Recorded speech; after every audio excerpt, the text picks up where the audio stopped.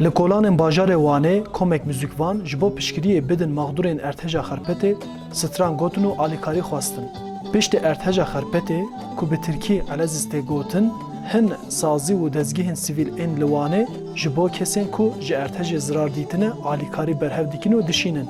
Bi vê armancê koma dengê Meymanê ku xebatên xwe yên hunerî li bajarê Wanê dimeşîne, li kolana hunerê konsertek biçûk da û pere berhev kir.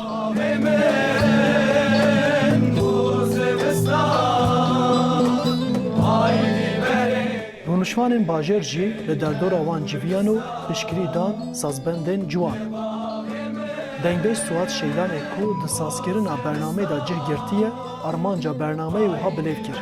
Me goram ser karî muzîkê û dengê xwe û tembûra xwe û bilûra xwe em ji bo yanî zelzela Elezîzê em hin de pera berhev bikin. Armanca me ev bû îro. Her wiha Şeylan anî ziman ku di Erteja Wanê ya sala 2011 da wan jî gelek êş kişand bûn. Loma ew êşa Xerpetê baş fêm dikin.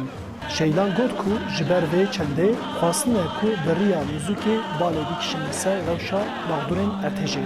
Ji bo alîkariya Elezîzê û zelzela çê bûyî em cila berhev dikin, pera berhev dikin, yanî geda bît, dîsa cil bît em berhev bikin û em pakêt bikin ji bo Elezîzê em ê rêkin ya ji destê me bê em ê bo bikin.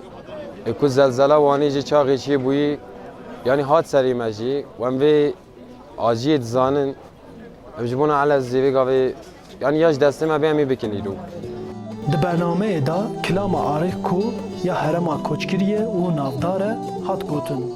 Ev kilam li ser Erteja mezin a Erzincanê ya di sala 1939 da qewimî bû hatiye gotin.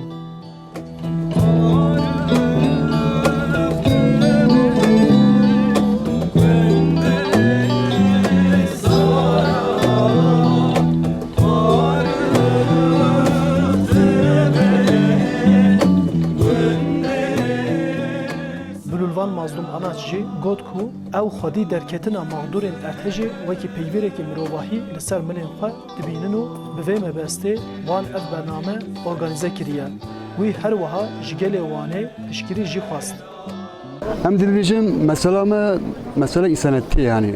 Yani mesela Erteja Wanê dizanim mesele demek derbas bû yani. Demek derbas bû.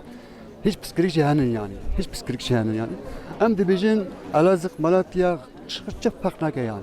Armanca me jî ser çandê, hunerê çandê vî bidin zimanê yani.